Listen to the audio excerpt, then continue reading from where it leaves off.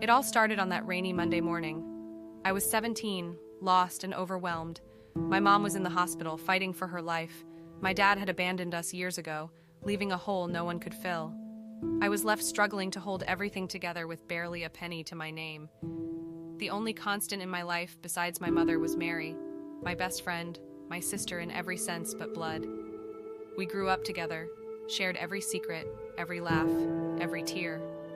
My mom even loved her as if she were her own daughter, but now here I am, tangled in guilt, having betrayed that sacred bond. Mary's boyfriend, Mark.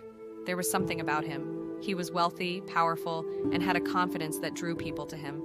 I had always felt an invisible pull toward him, but I pushed it down, buried it, because it was Mary. Mary was everything to me, and nothing would ever make me cross that line, or so I thought. But everything changed the day Mark offered me a job.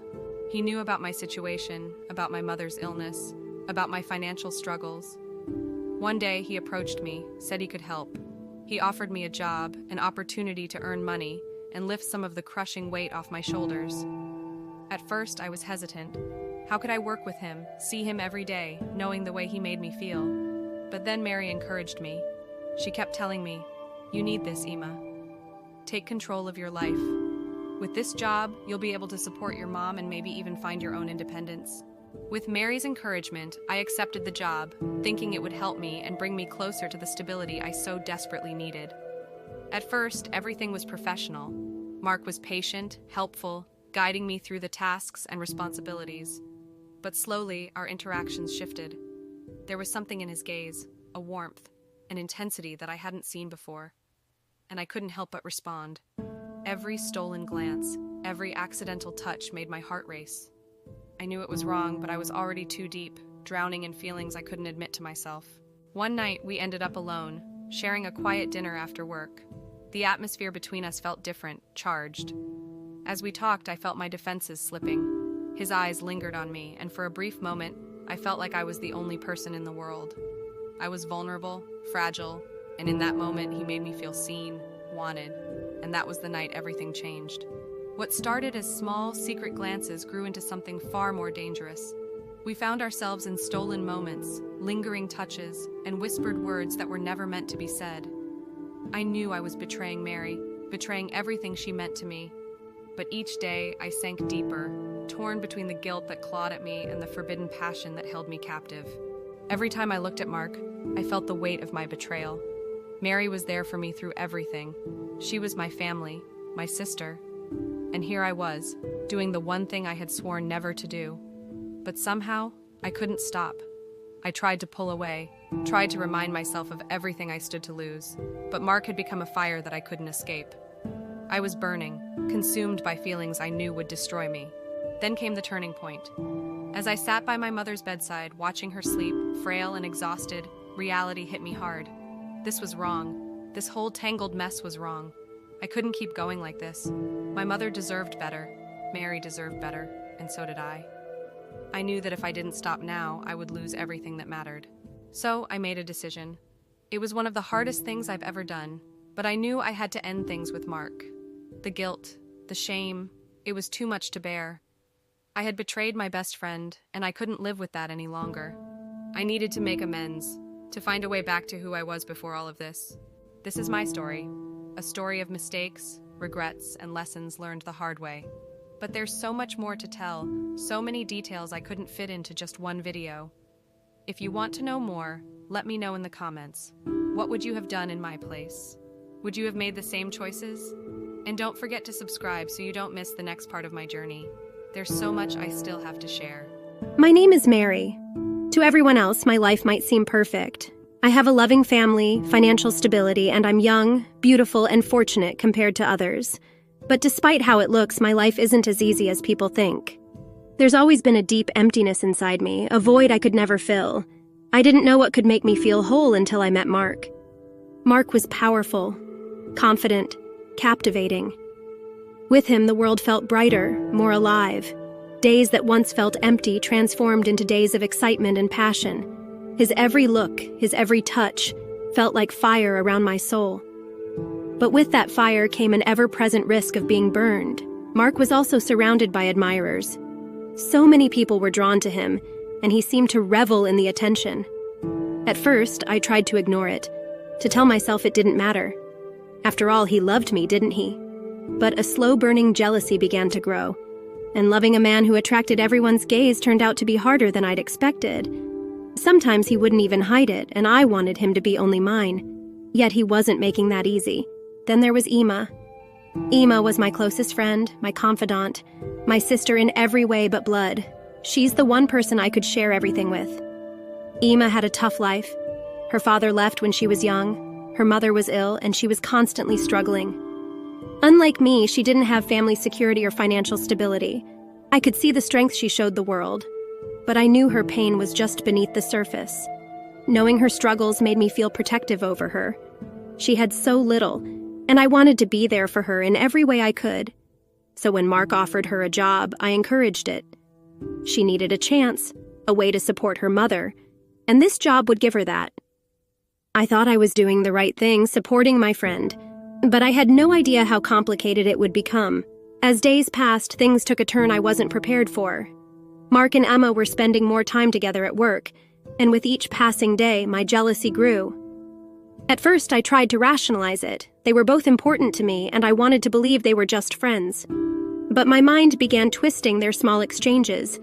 The glances, the shared moments.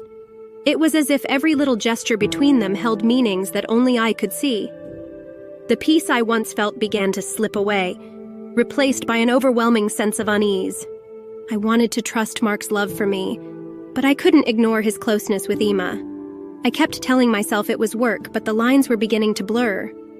I'd try to bring it up with Mark, try to voice my unease, but he always managed to twist the situation. "Mary, you know how much she's struggling. Her mother's on her deathbed. She needs people like us." His words seemed innocent, compassionate, but there was something in his tone, something I couldn't place. It was as though he was using Emma to strengthen his hold over me without ever saying it outright. This conflict was eating me alive. I wanted to trust my best friend, to believe in her loyalty.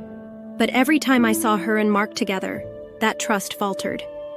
I was torn between the love I felt for Mark and the loyalty I felt toward Emma. My feelings for Mark only made me more vulnerable. His power over me made it nearly impossible to separate my jealousy from reality. One day, I saw a look in Mark's eyes as he glanced at Emma, a look that shattered me. It was filled with something warm, something intimate. At that moment, I felt my heart splinter. I wanted to scream, to confront Mark with all the doubts and fears tearing me apart. But every time I tried, he would silence me, trapping me within my own thoughts. With every passing day, the closeness between Emma and Mark became harder to bear.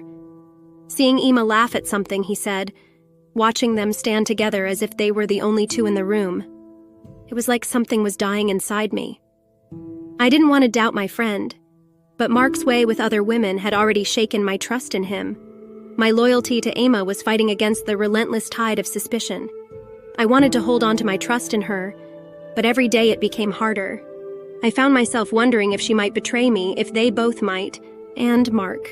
It was as if he took pleasure in the chaos he was creating. Was he drawing closer to Emma just to make me jealous? Or was there something real between them? I could never tell. Over time, my relationship with Mark began to feel like a burden. The intense passion we shared had once filled the emptiness inside me, but now it was tearing me apart, consuming everything I once believed in. Every moment we shared created a dependency, a craving for him that I couldn't shake. But this dependency was suffocating, trapping me in a cycle of love and doubt. Finally, I had to face the truth. Maybe I was losing myself in my love for Mark. I wanted to believe in the depth of his feelings for me, but every instinct told me to stay on guard. Loving him and trusting Emma felt like two sides of a war inside me. As my love for Mark grew, my faith in Emma began to slip away. Trying to stay close to Emma, while Mark was manipulating my emotions, was tearing me apart. I couldn't reconcile the love I had for him with the friendship I valued so deeply. This constant cycle of guilt and jealousy was slowly destroying me. Every night I lay in bed asking myself the same question. "Mary, Emma would never betray you, would she? Mark is really yours, isn't he?" But I could never be sure of the answers.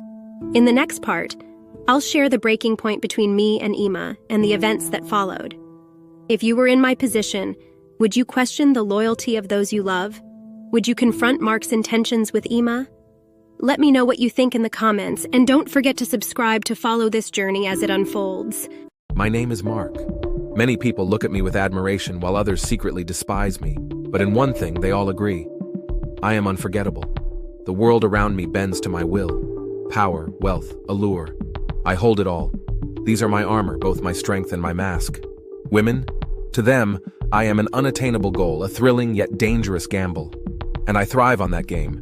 But every game has rules. In my world, I make the rules. Mary, she was different from the rest. Her beauty, loyalty, passion, winning her over was a challenge I relished. The promises I made to her even felt genuine for a time, because the adoration in her eyes temporarily filled the void inside me. Every moment I spent with her made life's dull edges a little sharper, a little more exciting. But I never forget one thing. Control must be mine.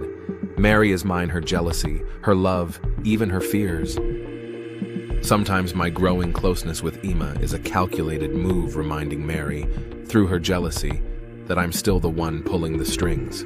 Ima, she is a paradox. Beneath her strength, there is a fragility she tries to hide. Yes, I offered her a job. Anyone who thinks it was purely out of generosity is deluded. In my world, nothing is ever simple. Drawing Ima into my orbit under the guise of helping her, it was an opportunity to watch Mary and test the effect Ima could have on me. There is a captivating darkness beneath Ima's innocence. Every moment with her is unpredictable, a push and pull between need and distance. That conflict only makes me want more. The dance between Mary and Ima around me, I won't pretend it doesn't excite me. Watching Mary cling to loyalty while Ima struggles with her own innocence, it's like a show I direct and enjoy from the front row. Women may be the ornaments of my world, but they are also challenges that test my strength, igniting the fire of jealousy in Mary, showing her that I hold all the power, and then reassuring her this is my way of maintaining control. Mary's love for me is strong, but that makes it her weakness. Every time she bends under the weight of my manipulations, accusing me and then forgiving me, it's exactly as I want. But with Ima, things are different.